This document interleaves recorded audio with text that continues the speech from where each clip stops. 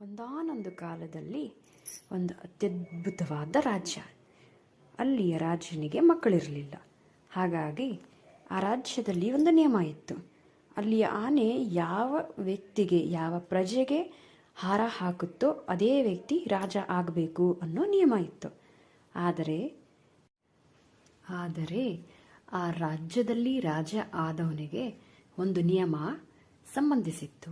ಆ ನಿಯಮದ ಪ್ರಕಾರ ರಾಜ ಆದವನು 7 ವರ್ಷಗಳ ಕಾಲ ಆಳ್ವಿಕೆ ಮಾಡಿ ಅದಾದ ನಂತರ ಅವನನ್ನು ಕರೆದುಕೊಂಡು ಹೋಗಿ ರಾಜ್ಯದ ಹೊರಗಡೆ ಇರುವಂತಹ ಸರೋವರದ ಆಚೆಗೆ ಇರೋ ದಟ್ಟ ಅಡವಿಯಲ್ಲಿ ಆತನನ್ನು ಬಿಟ್ಟು ಬರಬೇಕು ಅನ್ನೋ ನಿಯಮ ಇತ್ತು. ಹೀಗಾಗಿ ಅಲ್ಲಿ ರಾಜ ಆಗೋದಕ್ಕೆ ಯಾರೂ ಕೂಡ ಮುಂದೆ ಬರ್ತಿರಲಿಲ್ಲ. ತುಂಬ ಭಯದಿಂದ ಹೆದರ್ತಾ ಇದ್ರು.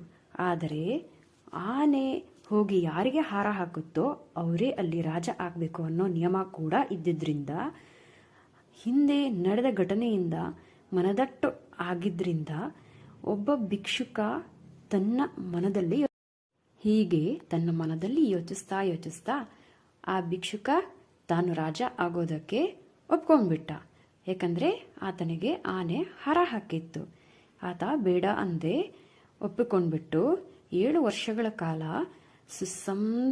ಸುಸಂದರ್ಭ ಒದಗಿತು ನನಗೆ ಅನ್ನೋ ಒಂದು ಮನಸ್ಸಿನಲ್ಲಿ ಯೋಚನೆ ಮೂಡಿಸಿಕೊಂಡು ಉತ್ತಮವಾಗಿ ಆತ ನೆಮ್ಮದಿಯಾಗಿಯೇ ರಾಜ್ಯ ಆಳ್ವಿಕೆ ಮಾಡಿ ಆರಾಮಾಗಿ ಮುಗಿಸಿದ.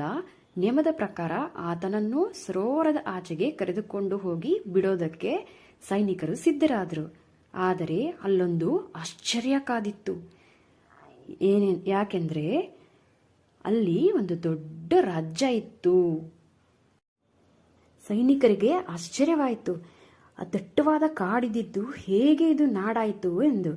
ಆದರೆ ಭಿಕ್ಷುಕ ಚಾಣಾಕ್ಷನಾಗಿದ್ದರಿಂದ ತನ್ನ ಆಳ್ವಿಕೆಯ ಅವಧಿಯಲ್ಲಿಯೇ ಆತ ಕಾಡನ್ನು ಕಡಿದು ನಾಡಾಗಿ ಪರಿವರ್ತಿಸಿದ್ದ. ಮುಂದೆ ತನಗೊದಗೋ ಸಂಕಷ್ಟವನ್ನ ಅರಿತು ಆತ ಮೊದಲೇ ಪೂರ್ವ ತಯಾರಿ ಮಾಡಿಕೊಂಡಿದ್ದ.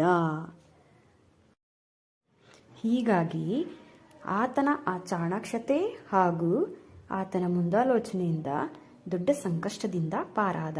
ಇದು ನಮಗೂ ಕೂಡ ಅನ್ವಯಿಸುತ್ತದೆ.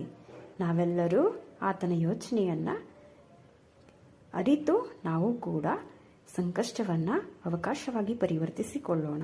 ಧನ್ಯವಾದಗಳು. ನಮಸ್ತೆ.